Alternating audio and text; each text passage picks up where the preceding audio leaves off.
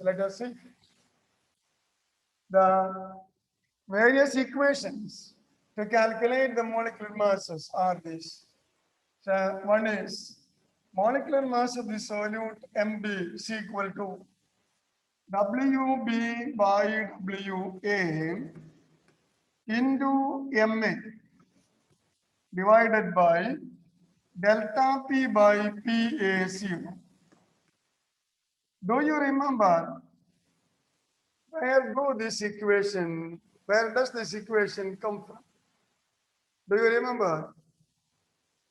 Which is the colligative property used here. Mb is equal to Wb by Wa into Ma by delta P by Pa0, which is the colligative property used here. Achu?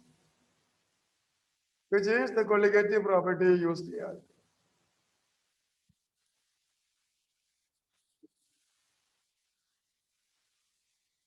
Okay. Which is the colligative property. Achu? Vidur, can you say which is the colligative property used here? Relative lowering. That is relative lowering of vapor pressure. Relative lowering of vapor pressure. Let us think of the other equation. Mb is equal to 1000 kb into Wb by delta Tb into Wa. Here, the colligative property used is, Michael, which is the colligative property? The colligative property used in this equation.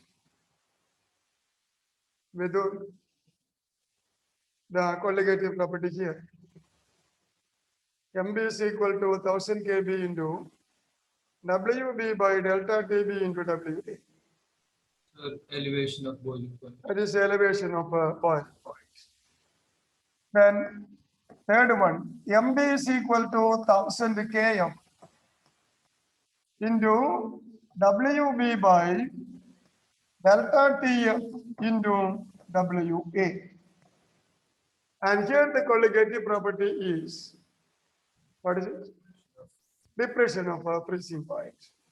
The depression of freezing point. And finally, Mb is equal to, say, Wb into RT by pi v.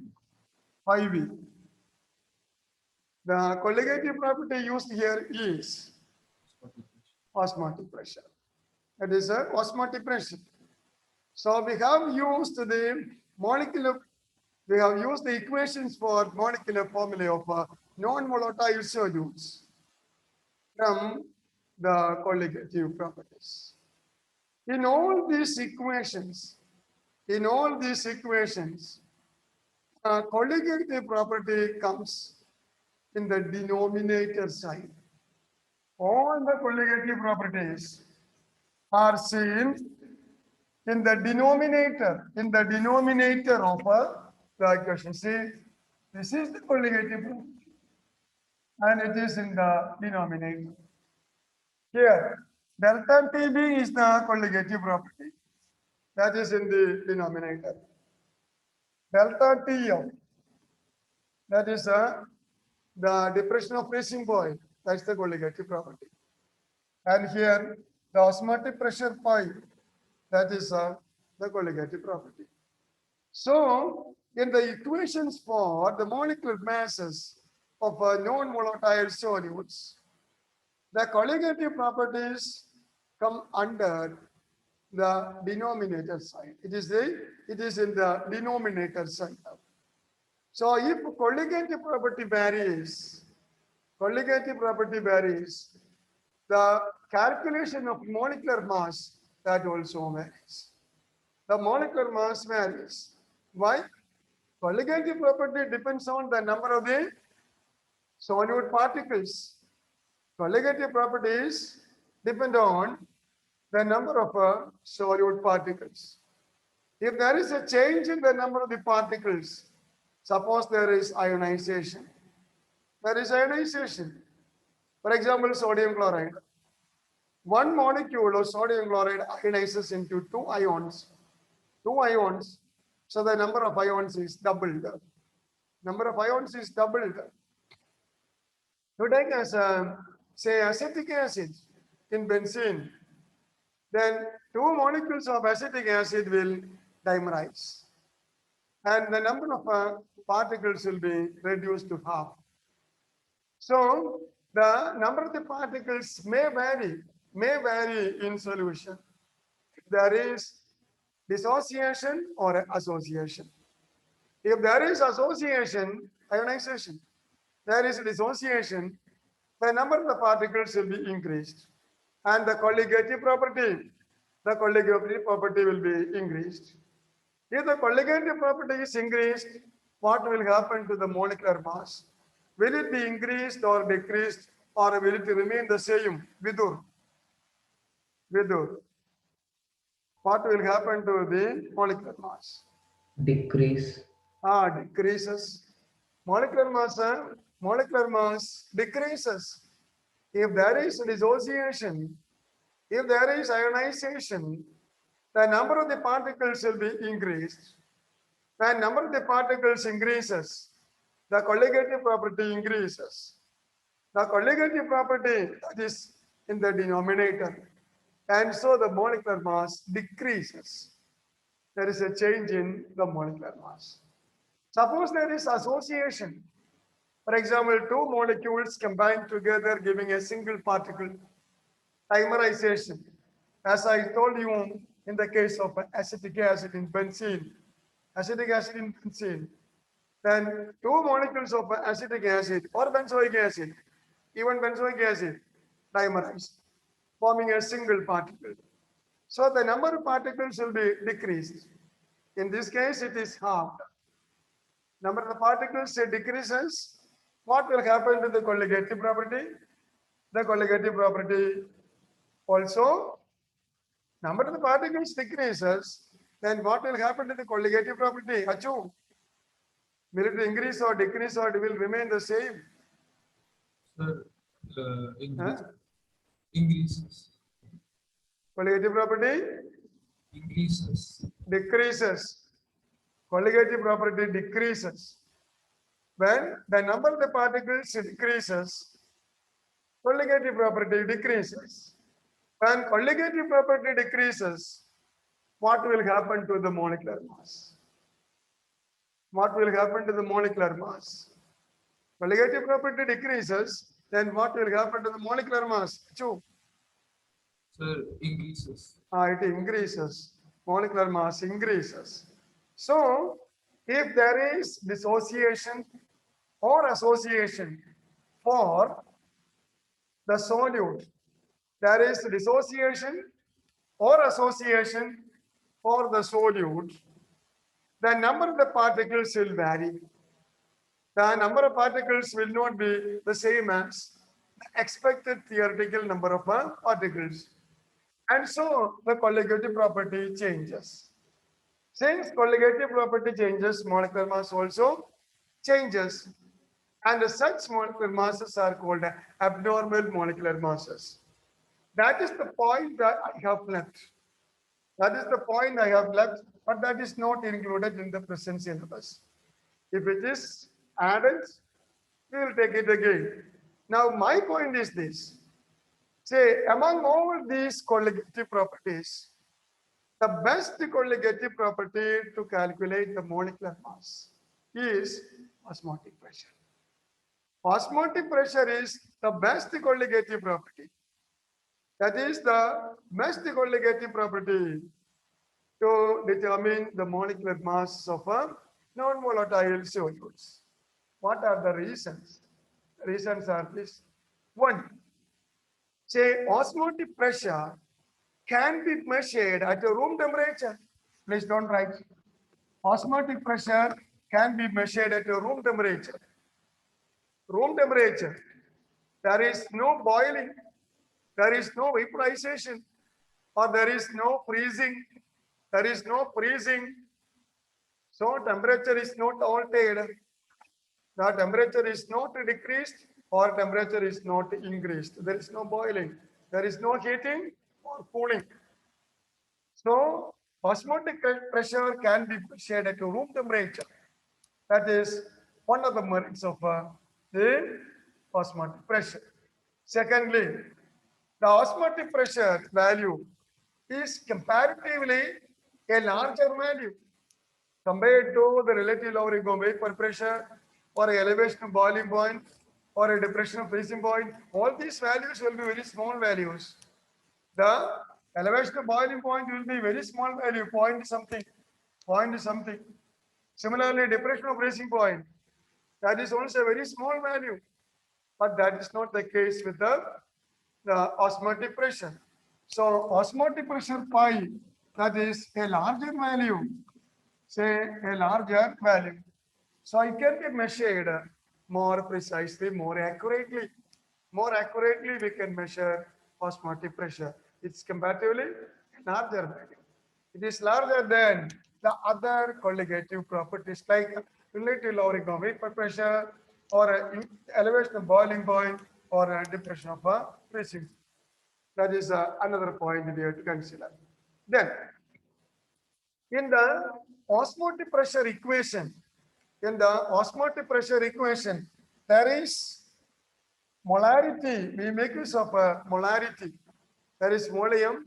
Molarity is used. Molarity, we can use molarity. You know the equation, pi is equal to CRT, where C is the molarity M. Molarity is used. And molarity is a value which can be easily calculated. The same number of moles by volume. Volume can be measured easily. Volume can be measured easily. So the molarity term, there is a concentration term C. Concentration term is molarity, and molarity is a easily measurable concentration term. There is the molarity term, which is an easily measurable term. So due to these factors, osmotic pressure is preferred to all other colligative properties. To measure, to calculate the molecular masses of say large molecules, macromolecules, proteins, biomolecules, polymers, etc. So the best method for the calculation of molecular masses of biomolecules like proteins, nucleic acids, then say the large molecules, macromolecules like polymers, the best method for calculation of a molecular mass is osmotic pressure measurement. So that is the point I have forgotten and you have to write it there. So in the chapter itself, solution itself, in the chapter solution itself, you please note down these points. Note, note, note. Importance of in the chapter solutions. Correct. Note, importance of osmotic pressure. Osmotic pressure. Osmotic pressure. Now you underline. Osmotic pressure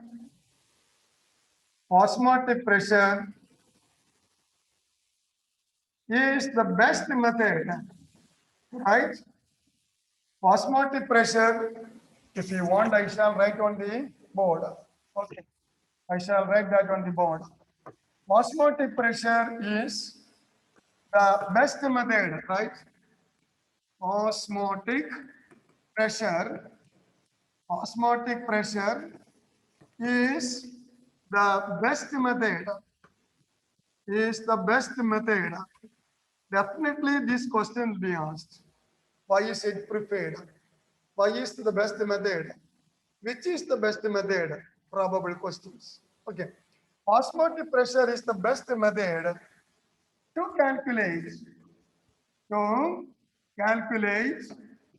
molecular masses.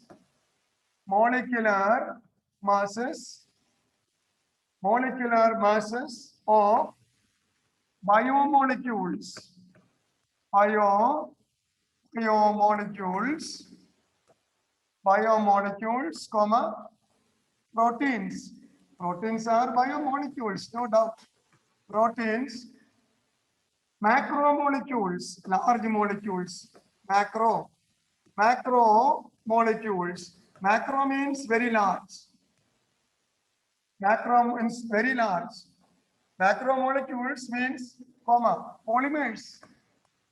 They are macromolecules, large molecules, polymers, etc.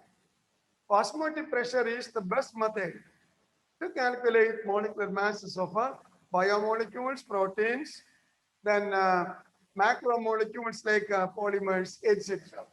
And what is the reason? The reasons are the following. You write the reasons. Then, osmotic pressure, you're right. Osmotic pressure, point number 1. The reasons. Osmotic pressure can be measured. Can be measured. This is a very important point. I forgot to give you. Osmotic pressure can be measured at a room temperature. At a room temperature. Room temperature. There is no heating or there is no cooling needed. So osmotic pressure can be measured at a room temperature. That is one merit. Second, osmotic pressure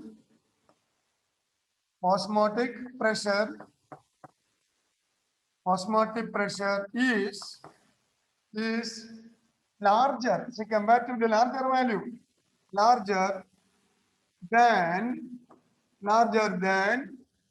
the other colligative properties. The other colligative properties. Other colligative properties. You know, the other colligative properties are very low values, small values, very, very small values. But here, osmotic pressure is a very larger value. A larger value can be measured more accurately compared to smaller values. Then, the third one, the term involved is concentration term, say molarity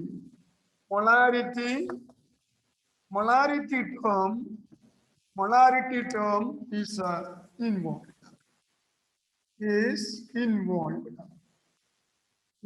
involved. Now, molarity is number of moles of the solute per liter of the solution. Number of moles we can easily calculate. How? Mass in gram by molar mass. Mass in gram by molar mass. And mass in gram by molar mass by volume in liter. So the volume can be easily measured. So molarity is an easily measurable quantity. So due to all these factors, osmotic pressure is always preferred to other colligative properties like relative lowering of vapor pressure, elevation of boiling point, or the depression of a freezing point.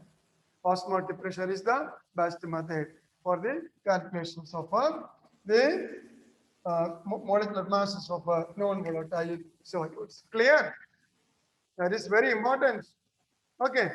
Now let us go back to our solid state. Come back to solid state. So last day we were seeing the properties of crystalline solids and the amorphous solids. We had classified solids into two types. Crystalline solids or crystals.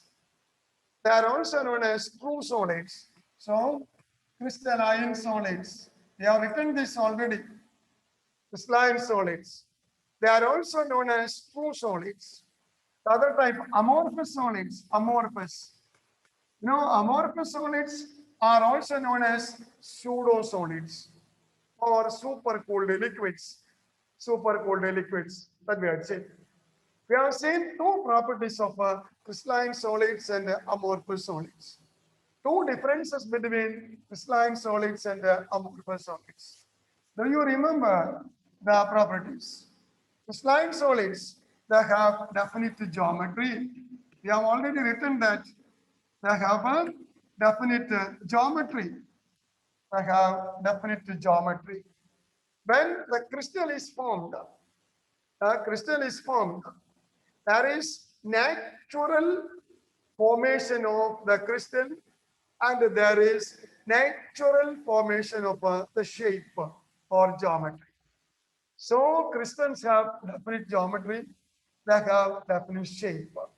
So for example, we had seen in the last class, the shape of a sodium chloride crystal is cubic.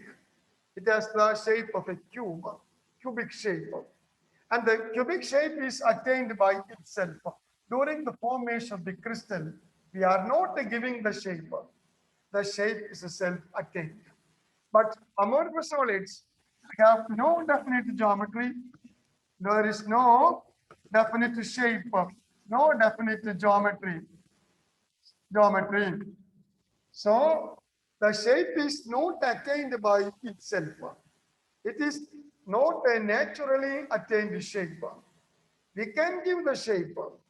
I told you about, say, tar or asphalt that is used for surfacing the roads.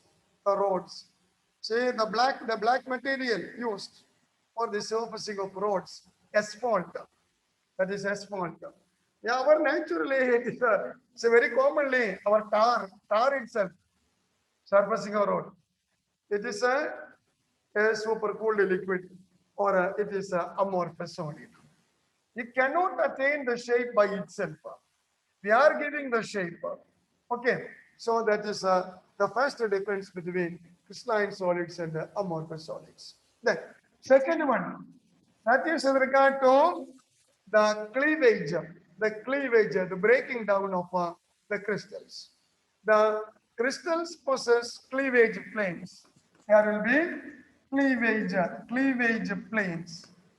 Crystals have a cleavage property. That means crystals break along certain planes only. And these planes are called the cleavage planes. Cleave means break.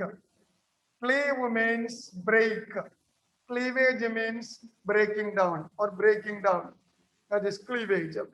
So crystals have the cleavage property. That means they are cleaved. They are broken along certain planes only. And these planes are called cleavage planes. But amorphous solids, they have no cleavage property. They have no cleavage planes. So there will be irregular cuts. If we break an amorphous solid, it is broken. With, say, irregular cut. There is no uniformity in the plane. There is no cleavage plane. There is no cleavage property for amorphous solids. These 2 points we have seen last time. Now, let us think of the other properties also. Let us think of the melting point, third one, melting point. You know, crystals they have sharp melting points. You're right. Point number 3, you're right. They have sharp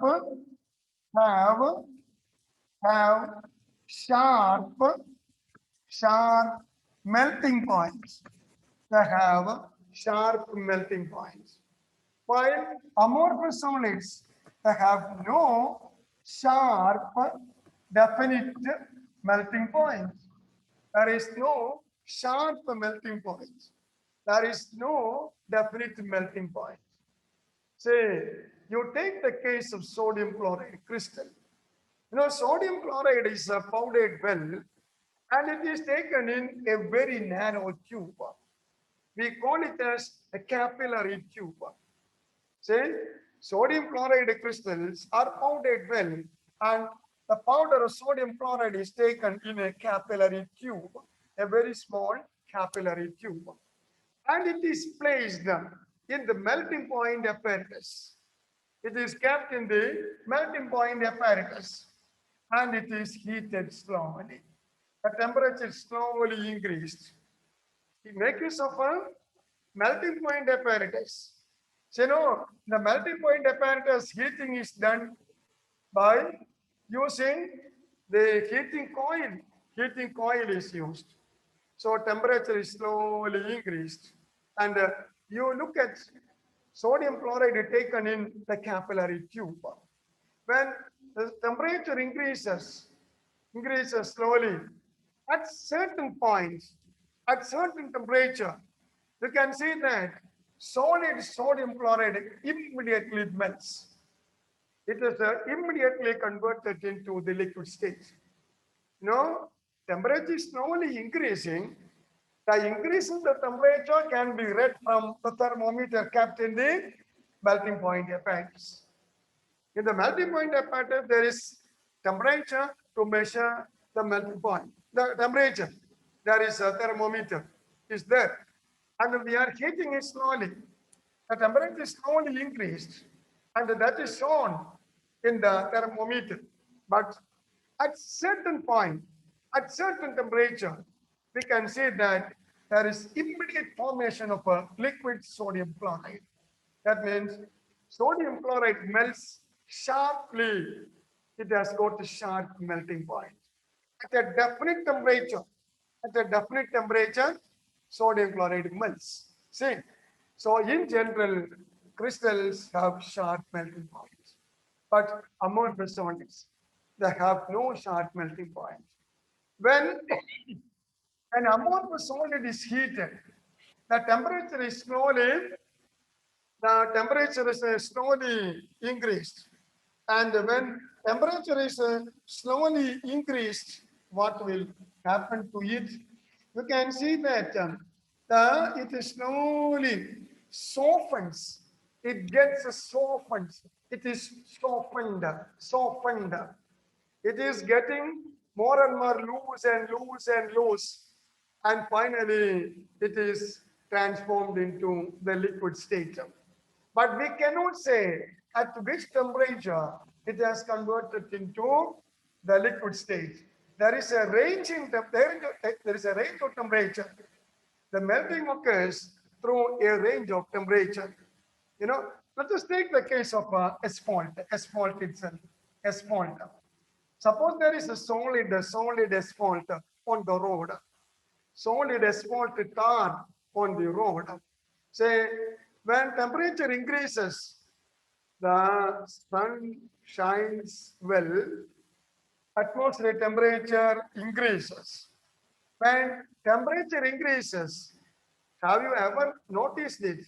We have no that practice of, say, seeing the nature. We have no relation with our nature. Say, my dear friends, remember and believe me that there is space around us. There is nature around us. You go to the nature and come to be accustomed to the changes taking place in the nature. You go to the nature. Okay. So if you walk along the road, tar road, you can see that when temperature increases, what will happen to the tar, the so-called tar in asphalt, what happens? When temperature increases, it is loosened and loosened and it is softened. It is softened. See? It is softened. And after some time, it is converted into the molten state. That means the melting of asphalt is not taking place at a definite temperature. It is not melting at a sharp temperature. So in general, we can say amorphous solids have no sharp melting point. It is softened. When temperature is increased, it is softened. and the melting occurs through a range of temperature only. There is no sharp melting point. That is point number 3, the differences between crystalline and amorphous solids. Have you written that? Okay. Now, the fourth point, that is about the range of order. You can write crystalline solids, they have long range of order. There is long range of order. I shall explain what it is. There is long, L-O-N-G, it is L-O-N-G. What I have written, the first letter is my L. It is L. In the 10th standard, the students asked me, what is that figure? What is the figure you have drawn there? That was genuine doubt, no doubt. It's a genuine doubt. This is the L, my L. So there is long range of order. And for amorphous, there is only a very short range of order. Short range of order. What it is, I shall explain. You take sodium chloride crystal itself. You know, in solids, the constituent particles are located at definite points.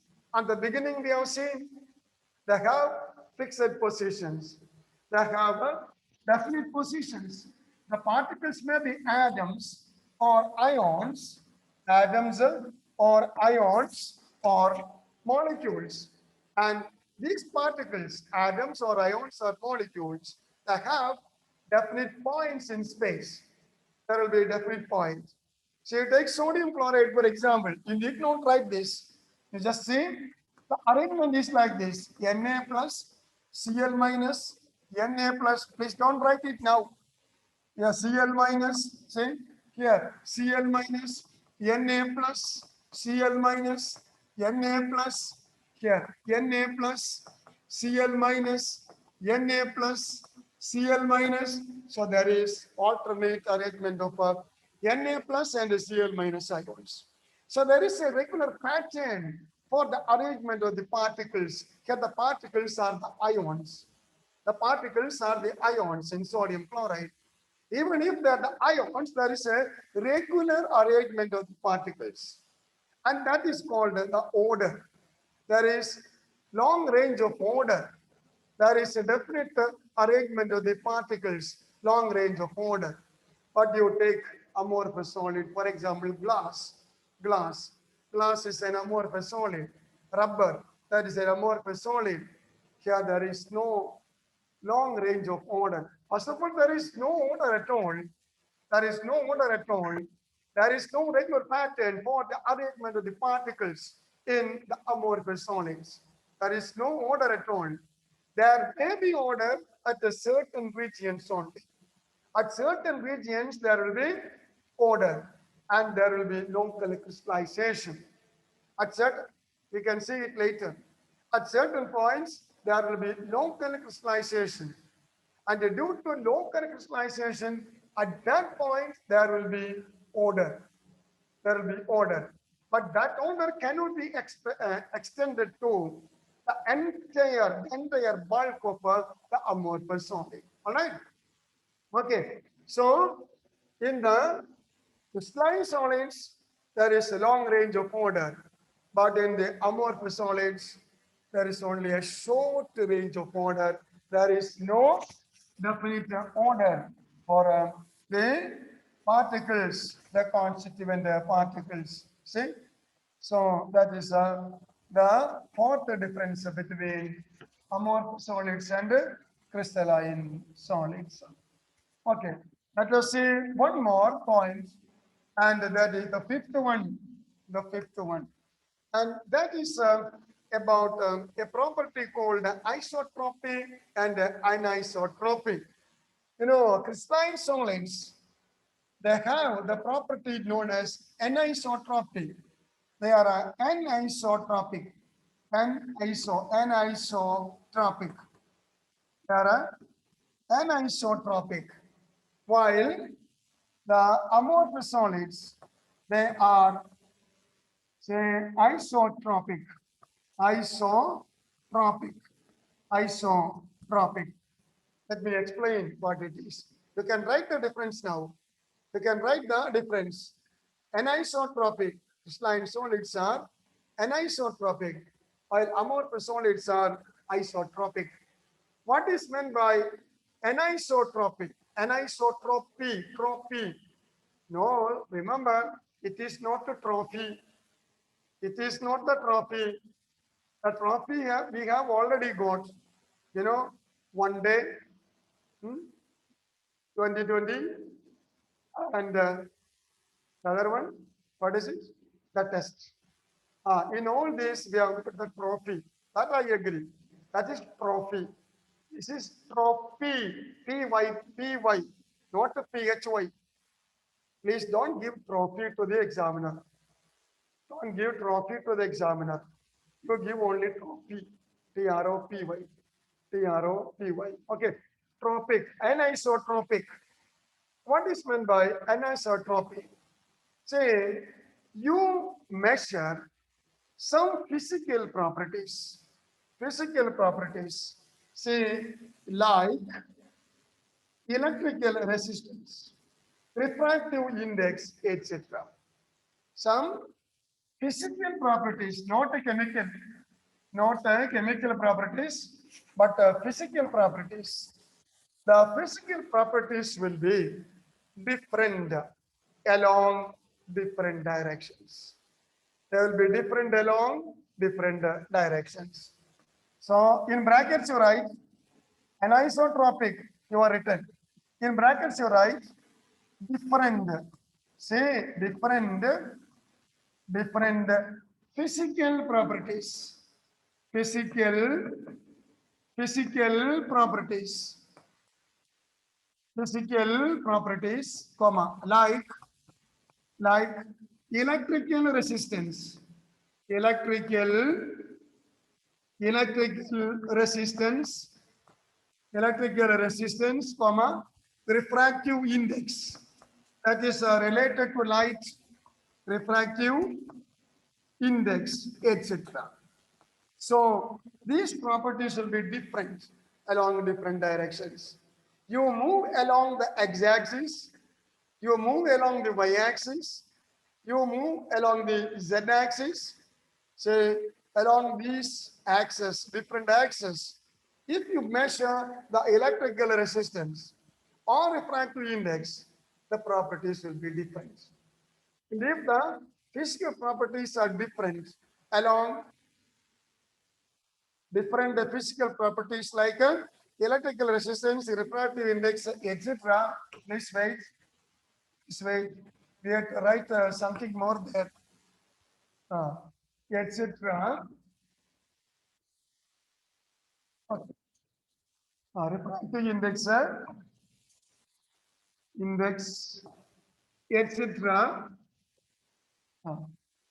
Along different directions. You must write that also. Along different directions. Different directions. You must write that also. Different directions. Physical properties like electrical resistance, refractive index, etc. are different along different directions. But in the case of the amorphous solids, there is isotropy. Isotropy. They are isotropic. What is the meaning of that? Same physical properties. Same physical properties. Same physical properties, comma, like electrical resistance,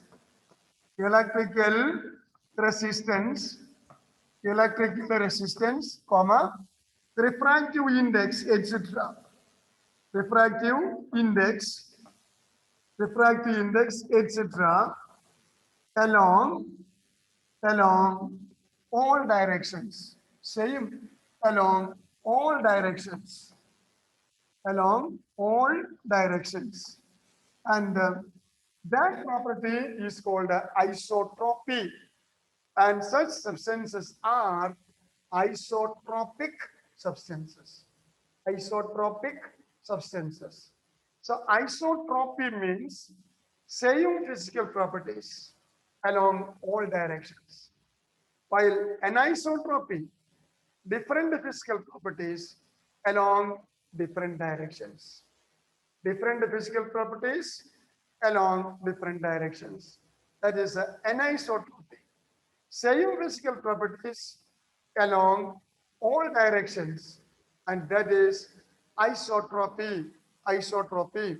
And such substances are called, such substances are called the, they are isotropic substances.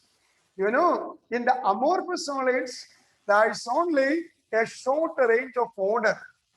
There is only a short range of order. Even then, amorphous solids are isotropic. That means they have the same physical properties along all directions. Although there is only a short range of order, amorphous solids are isotropic in the sense same physical properties along all the directions. Let me take one more point, and that is the enthalpy of fusion. One more point, that is enthalpy of fusion. Sixth one. They have a definite enthalpy of fusion. Enthalpy of fusion. Enthalpy of fusion. And amorphous. No definite enthalpy of fusion. No definite enthalpy of fusion. Heat of fusion. There is no definite enthalpy of fusion. There is no fixed enthalpy heat of fusion. No definite heat of fusion for enthalpy of fusion. That is for amorphous solids, SiON fusion. Okay. So these are some of the important points of difference between crystalline solids or amorphous solids. See, the questions may be like this. The questions may be like this. What are the differences between crystalline solids and amorphous solids? Crystalline solids and amorphous solids. Then what should be your answer? This is the answer. This is the answer. When you write the answer like this in two columns, the points should be matching. The points should be matching. What is meant by that? Say, suppose you are writing, under crystalline you are writing 1, no definite geometry. And under amorphous, you are writing 1, no cleavage plane. That is not a matching difference. That is not a matching difference. Matching difference means the definite geometry, no definite geometry. That is the matching difference. Similarly, cleavage plane, no cleavage plane. And that is the matching difference. Sharp melting point, no sharp melting point. Such things are the matching differences. So the differences should be matching differences. You should not write in the unmatched way. As I told you, crystalline, definite geometry, point number 1. Under amorphous, point number 1, isotropic. Isotropic, point number 1. That is not a matching difference. So when you are asked to write the difference, it should be matching. But if you are asked to write the properties, you need not bother about the matching. Then you need not bother about the matching. We can write the properties on 2 columns like this. There is no problem. Okay. Now, here let me ask you another question. Naureen, a question. Say like this. a solid has the same refractive index. Solid has same refractive index in all the directions when measured. What is the type of the solid? Now read. Amorphous solid. Yes, correct. Amorphous solid. Same refractive index means isotropic. Isotropic means amorphous. Okay, so now you have got the idea. I was testing you whether you have followed me or not. Such questions also will be asked. Say questions had been asked. Say questions like this had been asked. So you must know the exact properties of a crystalline solids and amorphous solids. Now we have to write some examples for crystalline solids and amorphous solids. So we can write examples. You write under crystalline solids examples. Examples under crystalline solids. You write examples. In the book, the examples given are, say, naphthalene, naphthalene, naphthalene, that is a crystalline solid. Another example given, polyurethane, polyurethane, polyurethane, that is a plastic material, plastic polymer, polyurethane, URETHANE, polyurethane. That is a polymer, a macromolecule, a polymer. That's a plastic material. So any plastic material is an example for amorphous solid. Then naphthalene, the mothballs particular. Mothballs, that is naphthalene balls, naphthalene. Then benzoic acid, benzoic acid. These are the examples given in your book. Benzoic, BENZOIC, BENZOIC, benzoic acid. We'll study benzoic acid in organic chemistry. Then Teflon, that is also a polymer, synthetic polymer. Say synthetic polymer, Teflon. You know, you have seen Teflon. Do you remember the white colored tape used by the plumbers? The plumbers, when they come for fitting the pipe at the joint, they make use of a white tape, and that is Teflon tape. Similarly, in the optic fiber cables, will be a sealing of a Teflon. It's a plastic material. Plastic. More details we'll study, don't worry. That is a plastic material, Teflon. What is Teflon? We'll study it later. That's a polymer. And what is that polymer? More details. You just wait until dawn.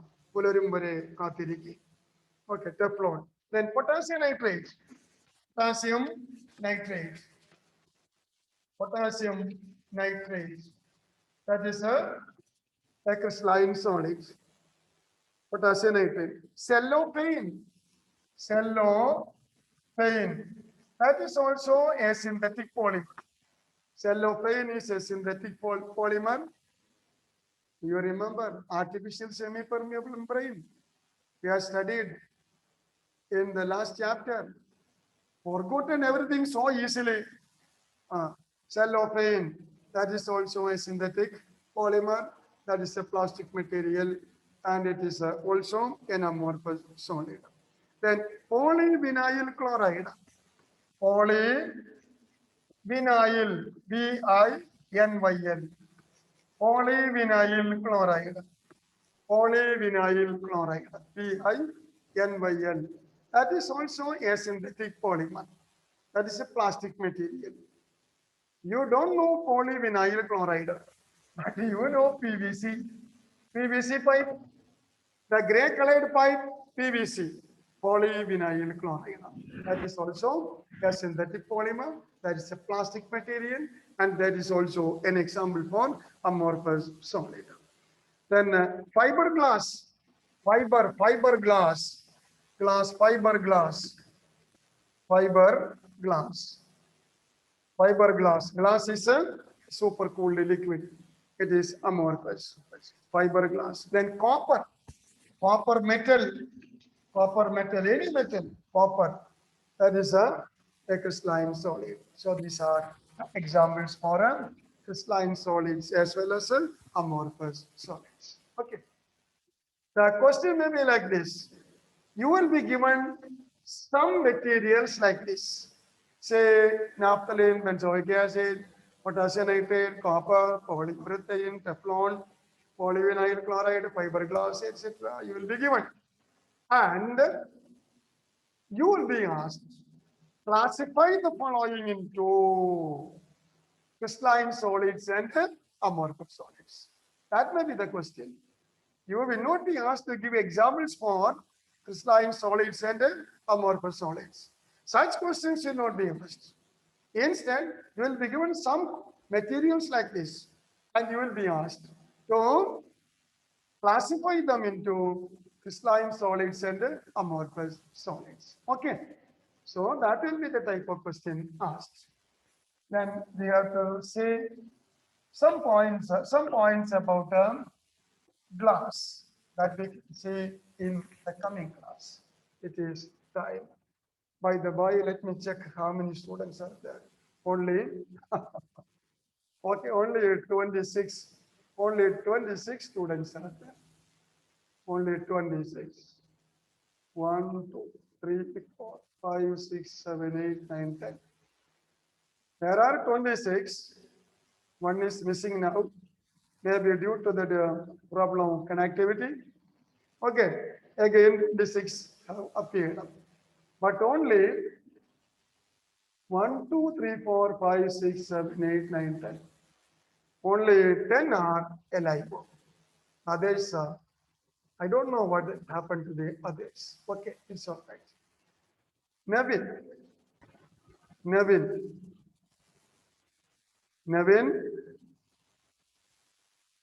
Okay. Do you remember this is speciality with that name, Nevin? It is recorded. Let it be recorded. All the days I was calling out the name of Nevin. And you are the witness. You are the witness. I used to see him in the biology class. Remember that to clear +2, to pass +2, you have to clear all the papers. Not only biology or physics, but you have to clear all the 5 papers. Then only you can pass +2. So chemistry is also a compulsory subject to be passed.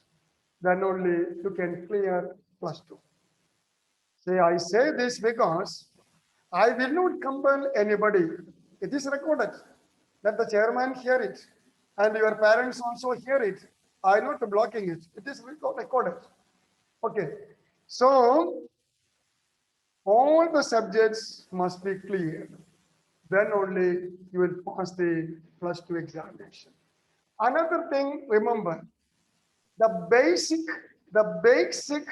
level is your +2 examination. The basic qualification is your +2 examination.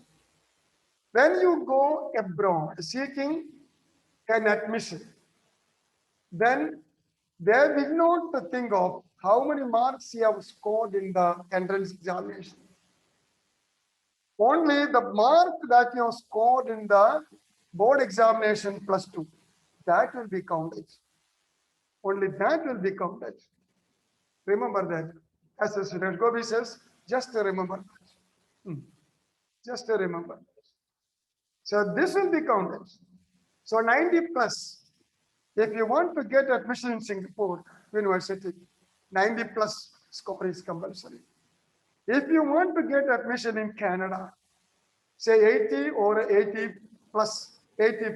score, that is compulsory. If you want to get an admission in, say, European countries like Germany or, say, France, and if you want to get a scholarship, if you are paying, there is no problem. If you are paying, there is no problem.